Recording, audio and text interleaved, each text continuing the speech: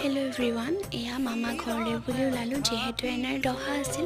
তাৰপিছত এয়া চানা তিয়াই ৰাখিছে। এনেদৰে চানা তিওৱা আপোনালোকে দেখিছেনে নাই বাৰু? তাৰপিছত এয়া পিছদিনাখনৰ ভিডিঅ'।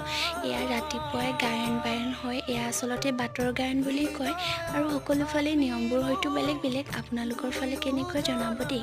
তাৰপিছত এয়া এনে সেৱা জনাই ল'লোঁ। তাৰপিছত এয়া কিছুমান ফটো তুলিলোঁ আৰু এয়া ভিডিঅ' কৰি ৰাখিলোঁ অকণমান, যিমানকণ পাৰোঁ কৰিছোঁ। যিহেতু সকামৰ ঘৰ, বৰ বেছি ভিডিঅ' কৰিবলৈও বেয়া লাগে, তথাপিও অকণমান কৰি ৰাখিছোঁ।